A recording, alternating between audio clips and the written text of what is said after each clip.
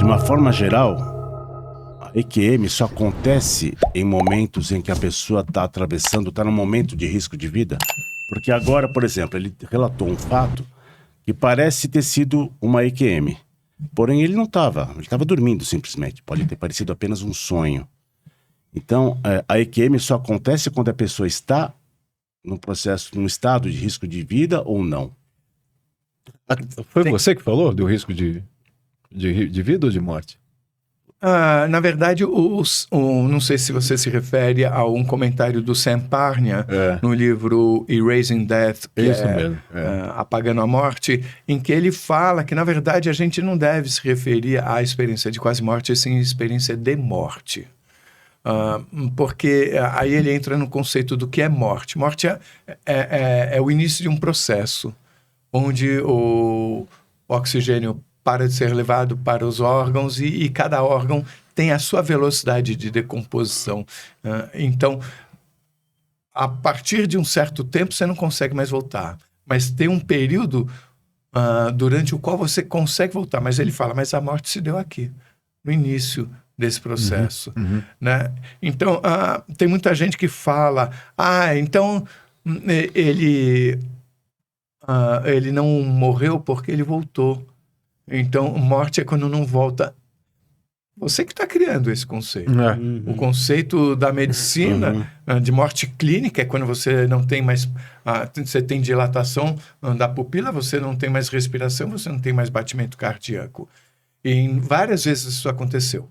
Porém, eu sempre falo da doutora Yvonne Kaysen, que é uma médica canadense que teve uma experiência de quase morte espetacular, que eu traduzi e a minha filha leu no canal, de tão importante que eu acho que é. Ela escreveu um livro chamado Father Shores, que não tem tradução em português, mas eu mandei 4 perguntas, ela mandou as respostas, eu coloquei no canal. Mas o que ela fala que eu acho interessante? Ela passou a dedicar a vida dela inteira a esse tema. E ela diz que uma experiência tão profunda quanto uma EQM pode ocorrer numa situação de meditação, numa situação de você olhar para uma paisagem bonita ou do nada. Ela não vê diferença em cima do estudo dela. O que eu acho interessante no canal é que se uma pessoa se dedica a esse estudo, ela começa, eventualmente, a criar padrões de raciocínio em cima das experiências que ela estudou. Eu gosto de conhecer a história de quem nunca pensou no assunto. Tem um tipo de frescor nisso que é diferente. E não tem um vício. Mas eu não estou condenando esse suposto vício. Eu estou falando que quando você entrevista um cobrador de ônibus, um físico, um estudante, sabe, um engenheiro, essa diversidade permite, em termos estatísticos, você acumular informações que são neutras. A importância das EQMs é terem conseguido o aval da medicina. Isso é impagável. A importância do evento experiência de quase morte para a humanidade é que, até então, as pessoas que passavam por experiências como essa falavam que tinham visto e ninguém acreditava. Nessas situações em que um médico viu que a pessoa estava em morte clínica e, de repente, a pessoa volta e descreve o que estava acontecendo de uma forma que ela não teria, pela opinião do médico, como ver isso, isso começa a bagunçar a cabeça do médico. Então, na verdade, isso somado aos desfibriladores que permitiram que muitas pessoas que não voltariam tenham voltado, e mais a comunicação por livros e hoje por internet, e também pela televisão, isso começou a tornar respeitável os eventos contados por essas pessoas. Porque agora eram os médicos que estavam falando, não, de fato a pessoa tinha morrido, como é que... Então, precisamos dar atenção a isso. Mas isso, de início, era 0,01% dos médicos. Mas, Carlos, sabe, me desculpa cortar novamente, por que a gente começa a seguir seu canal, não? Dr. Edson Amâncio, neurocirurgião, Carlos Mendes, físico. Então a gente começa a seguir a partir desse momento. E a gente não segue, eu não sei a Denise aqui. Mas eu sei que, por exemplo, a gente só vai seguir a partir de que tiver um trabalho de seriedade. Então, alguns relatos dublados, inclusive, você pode até distorcer aquela informação. Dependendo do que a pessoa está querendo. No seu caso, você por muito tempo penou ali para conseguir os seus seguidores, porque não era a importância da coisa. A importância da coisa é a pesquisa. Nesse momento a gente começa a assistir você. Nesse momento caiu no meu colo em julho de 2020. O que acontece, Cássio? Eu continuo sendo aquele garoto de 12 anos desesperado por respostas.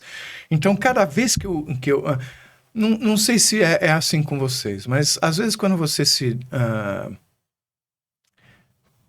vê diante de uma entrevista dessa, você fala, uau, que maravilhoso, então você faz um monte de conexões na sua cabeça. Aí de repente você vai para casa, aí passa um mês e você deixou de ver aquilo. Quando você volta a ver, isso reacende em você essa felicidade.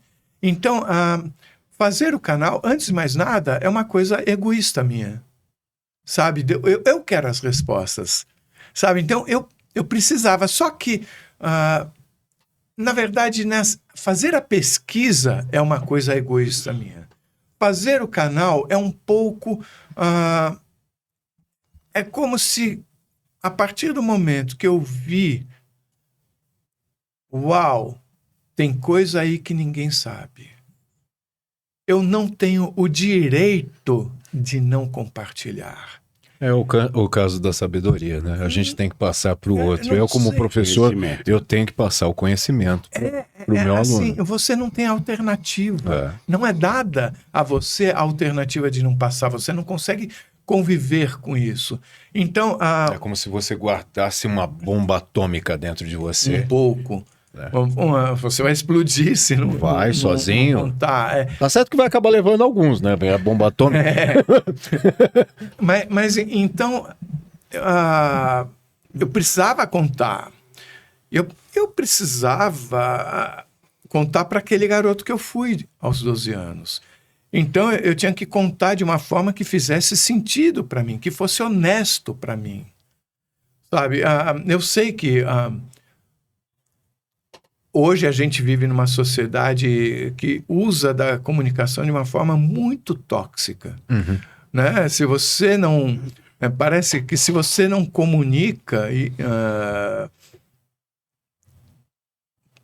para os seus amigos de hoje o que você está fazendo, parece que você não existe.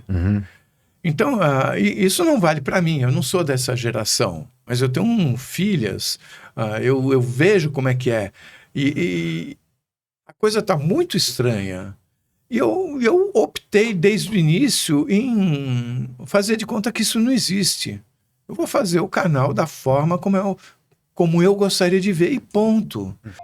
Este aqui foi mais um corte do canal de Cortes do Macaco Neutro Podcast, com oferecimento de Viva Pop. Use o cupom do Macaco Neutro e ganhe 20% de desconto na sua Viva Pop. Clica nesse link abaixo para assistir esse episódio maravilhoso. Novas entrevistas todas as semanas. Não deixe de seguir e inscreva-se no canal.